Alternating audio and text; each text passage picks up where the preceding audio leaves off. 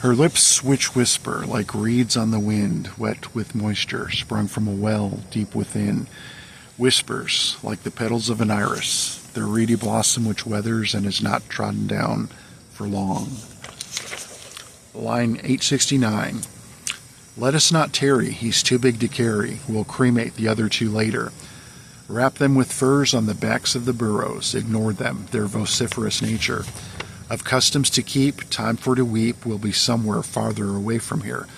What regrettable loss to be bound with the floss, in terms habitual, for to endear.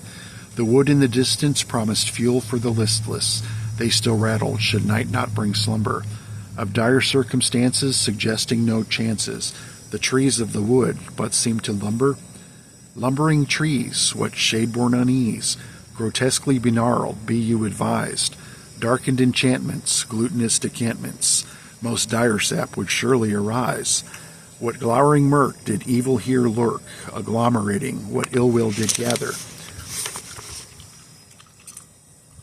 A connivance to goad, this conjunction of woe, in certitude no syllabicating zephyr. An ether's ferment, a dwemer misspent, or pendulous pejoration rather.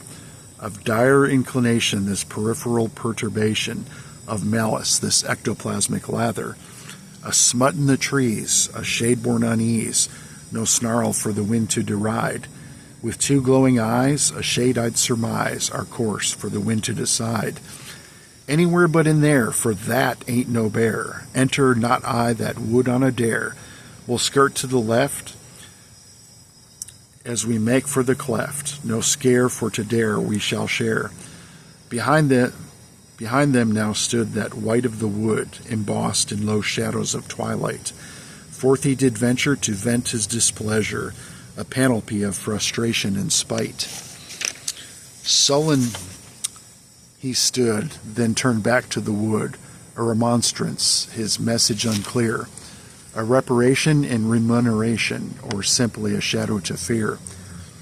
What trek to partake, the best course to take, for weary souls somewhat disheartened, yet rising it wound round yon granite domes to the north of the Horsebane escarpment.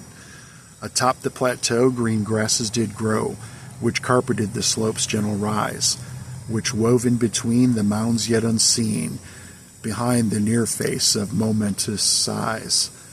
Seems flat from a distance, what vague false appearance of sunlight atop forest canopy. Would a tangle below at ground level grow, neath umbrella all gnarled and thickety? What will we trace at foot of rock face, winding round root wick and stump, skirting the trees, trunks and root knees, meandering around hollows and humps? With meadows behind in single file line, they wound up the path of ascension, for loss of good time through tangle and vine, with murmurs and silent dissension. In softly lit dell this night they would dwell, beneath cover of the wyvern hide tent. Near foot of rock face at precipice base, the pavilion and fire pit went. What gifter of dreams and knowledge to glean, what plenty to harvest tonight. Appearance in vision, a torso apparition who hovered over smoky campsite. What motive had she who hove like a queen, who bore regal despite having no feet? Suspended in ether, dark tendrils of nether, skirt tattered with billowing pleats.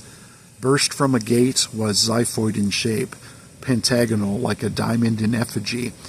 Dark light abound, she smiled and then frowned, consumed nearly by empathic lethargy.